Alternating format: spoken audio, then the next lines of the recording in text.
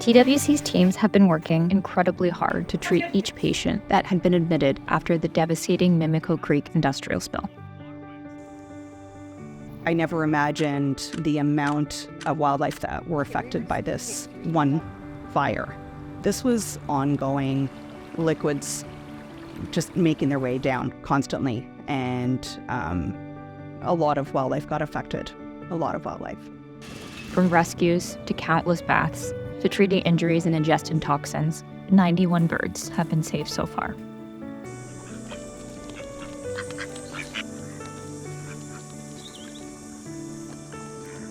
This great blue heron had been spotted covered in chemicals and oil, but still able to fly. The rescue team knew the toxic substance threatened his health and were determined to get him the care that he needed. So the heron was challenging because, they're big, large, flying birds that, as soon as we get within 20 feet from them, they're already taking off. So we had to come up with a plan. So we decided to set a little pool with some little minnows or smelts and see if we can attract that heron to that spot. We did set up a camera at our pond, so we were able to see when that heron came and went and how he was progressing, how he was doing. So in total, we were monitoring him for about a month and a week. So it was quite the ordeal, but he was a priority rescue. That's why the camera comes in handy, because we're able to figure out their schedule. When are they coming? What time of day are they coming? When's the best time to go? And block out that time out of our day, because that means we're not able to do other things while we're sitting there trying to catch this other animal. So we just continued, to focus on catching this guy. Obviously before winter comes, he's going to freeze, with having that oil substance on his body getting wet. He would then end up frozen. And he had also ingested a lot of this stuff.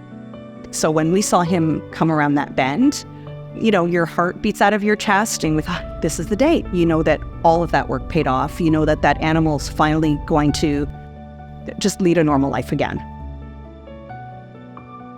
The excitement of just finally getting him and running and, getting him into that kennel was super exciting, and bringing him into the hospital and seeing that he's okay and he's going to be okay. It's the most exciting part, for sure. One heron is just as important as any other animal out there, and he needed help. And while we knew he was there and knowing he was there, we were going to continue until we were able to catch him, no matter how long that took, whether it took 3 months or 4 months. Like any other animal that needs help, we will continue to help them. The rescue team's patience and determination paid off, but that was only the beginning of the work.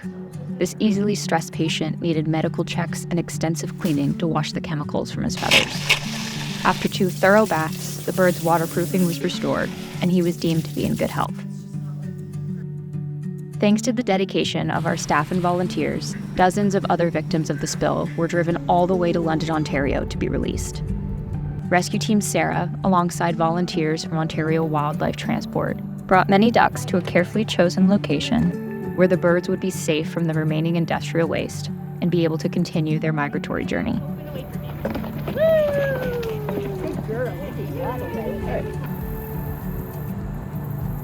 And soon, it will be the heron's turn. He's recovering well and will be released shortly.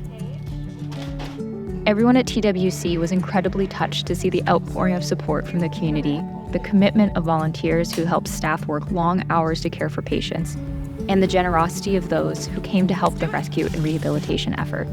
After countless days of hard work, only 4 birds remain, and soon they'll join the many others who were released.